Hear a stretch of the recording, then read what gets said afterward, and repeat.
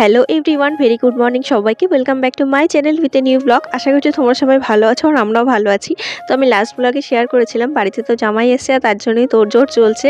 তো সেটাই, আর এখন ভাই হচ্ছে হাঁড়িটা উনুনে বসিয়ে দিচ্ছে। এখন ওটাতে হবে ভাত আমার।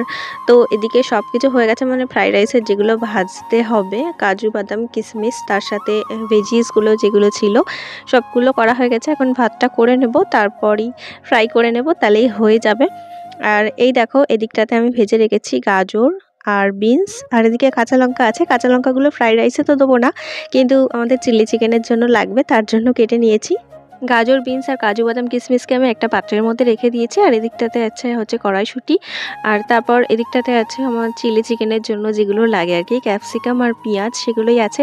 আর এদিকে দেখো, ওকে কিন্তু আমরা বসিয়ে রাখিনি, ওকে একদম কাজে লাগিয়ে দিয়েছি। আসলে সেটা নয়, ও একটু এরকম টুকটাক রান্নাবান্না করতে ভালোই বাসে। আমার বর কিন্তু সব দিক দিয়ে এক্সপার্ট বলা যেতে পারে, জানো তো। আর ও চিলি চিকেনটা খুব ভালো বানায়, আমার তো বেশ ভালো লাগে ওর হাতে চিলি চিকেন। তাই জন্য চিলি চিকেনটা ও আর আমার ভাই দুজন মিলে এখানে গ্যাসে করে নিচ্ছে। দেখি কেমন দেখতে হয়েছে। এখনো হয়নি, প্রসেসিং অন দা ওয়ে। ভাই আর আমার বড়বাবু চিলি চিকেনটা ওদিকে গ্যাসে করছে, আর আমি এদিকে উনুনে টুকটাক করে নিচ্ছি। এখন ভাতটাও আমি করে নেব।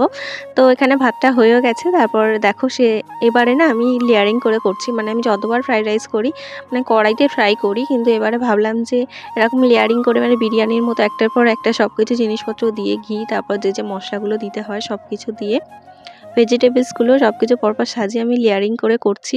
তো বেশ ভালো হয়েছিল এটাও খেতে, একটু ঝামেলা কমই বলতে পারো, এটাতে হয়ে যায়, তাড়াতাড়িও হয়। আর তারপর মা নিয়েছিল চিংড়ি মাছ, এগুলো গলদা চিংড়ি ছিল, তো সেগুলো একটু ঝাল বানিয়ে নিচ্ছি। আর বাবা আসবেন, বাবা আমার শ্বশুর মশাই আসবেন, দুপুরে নিমন্ত্রণ আছে, তার জন্য বাবা তো শুধু ওটা দিয়ে খেতে পারবে না। তাই একটু মা বলছিল কি চিংড়ি মাছের ঝাল, তো তার জন্য ওই গলদা চিংড়িগুলো নেওয়া হয়েছে, সেটাই এখন ঝাল করছি। আর হ্যাঁ, আমি জানি অনেকটা জল দিয়ে ফেলেছি, যাই হোক এতটা জল রাখবো না, অনেকটাই একদম বসাই করব তরকারিটা, যাতে খেতে ভালো হয়। তো এখানে এদিকে চলে এসেছি, আর ও আমাকে এখন টেস্ট করাচ্ছে চিলি চিকেনটা কেমন করেছে। আর এত গরম ছিল, এত বদমাস, তোমাদেরকে কি করে বলবো। বলছে শীতকালে গায়ে লাগবে না তোমার গরমটা, তার জন্য ও বেশি ফুও দেয়নি, একদম গরম ছিল, আমার হাতের মধ্যে লেগে গেছিলো। তো যাই হোক টেস্ট করে দেখলাম বেশ ভালোই হয়েছে। এখনও বাকি ছিল, যখন টেস্ট করিয়েছে কর্নফ্লাওয়ার দিতে বাকি ছিল, তাই সেটাই বলছিলাম যে একটু পাতলা আছে। ও বললো যে কর্নফ্লাওয়ার দিলে অনেকটা ঝোলটা গাঢ় হয়ে আসবে, সেটাই বলছিল। আর যেহেতু অনেকের খাওয়া, তার জন্য আমাদেরকে একটু ঝোল রাখতে হবে। কি বলো তো, একদম বাড়ি যেরকম খাই সেরকম করলে তো হবে না। কিছু মানুষ বাবা আসবেন, তারপর আমরা বাড়িতে অনেকেই আছি, আর আমাদের বাড়িতে একটু একটু অন্যরকম রান্না হলে না সবাই মিলে খাওয়া হয়, না দিলে যেন কেমন করে মনটা। আমার জেঠিমারা আছে, জ্যাঠামশাইরা আছে, তারপর দাদা আছে, ওদেরকে না দিলে ঠিক ভালো লাগে না খেতে, একা একা এগুলো খাওয়াও যায় না। তাই জন্য আমরা যেহেতু জয়েন্ট ফ্যামিলি, সবাইকে দিয়ে তারপর খেতে সেটাই বেশি ভালো লাগে। তো এদিকে দেখো উনুনে বসিয়ে দিয়েছি, ফ্রাইড রাইসটা যেটা বললাম লেয়ারিং করে করছিলাম, তো সেটাই এখানে বসে, আর বড়বাবু একটু ঠিকঠাক করে দিচ্ছিল। তো এই দেখো আমার দিদাও চলে এসছে। তো দিদা এক্ষুনি আসলে সবে মাত্র দিদাকে আমি ফোন করেছিলাম যে দিদা আমরা এসছি, আমি আর তোমার নাচ জামাই, তো তুমিও চলে আসো। তো দিদাকে সকালবেলায় মাত্র ফোন করলাম যে দিদা আমরা এই বাড়িতে আছি, আর এই কটা ট্রেন আছে, ট্রেন টাইম সব কিছু থেকে দিদাকে ফোন করে দিয়েছি। তো দিদা খুব তাড়াহুড়ো করে আর কি বেরিয়েছে, আসতে পেরেছে। তো এখানে দিদা দেখো কতগুলো খাবার এনেছে, সেই ছোটোবেলার মতো। আর এখনও দিদা আসলে আমরা ব্যাক সার্চ করি, আমি আর ভাইতে ছুটে দেখি যে দিদা কি এনেছে দেখি। আর এখানে হচ্ছে কি একটা খাবার এনেছে দিদা, প্যাটিস টাইপের আমাদের জন্য। আর তারপর জানো তো মিষ্টিও এনেছে। দিদা খুব ভালো করেই জানে আমাদের বাড়িতে কেউই মিষ্টি খায় না বা পছন্দ করে না, তাই জন্য দিদা মিষ্টিটা আনে না, এরকম টুকটাক আমাদের জন্য খাবারই আনে। তারপর এখানে এসে যদি কিছু আমাদের খেতে ইচ্ছা করে আবার কিনে দেয়। তো যাই হোক, এবার যেহেতু নাচ যাওয়াই আছে, তার জন্য দিদা আবার 1 প্যাকেট মিষ্টি নিয়ে এসছে।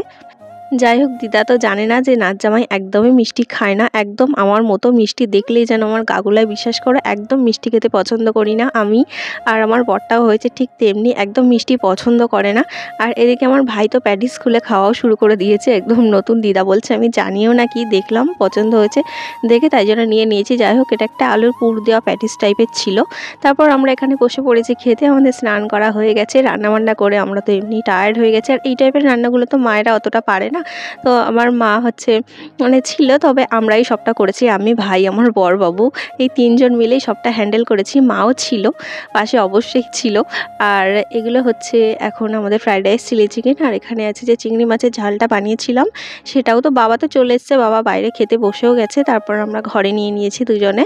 আর এই দেখো দিদা সন্ধ্যাবেলা বসে বসে এখন বানাচ্ছে পিঠে, এগুলো হচ্ছে দুধ পুলি করার জন্য। তো এখানে আমরা সবাই আছি, বাবা, মা আর ওনাদের জামাই তো আছেই। এদিকে আমি আর দিদা বসে আছি, আর ভাই আমার ভিডিওটা করে দিচ্ছিল।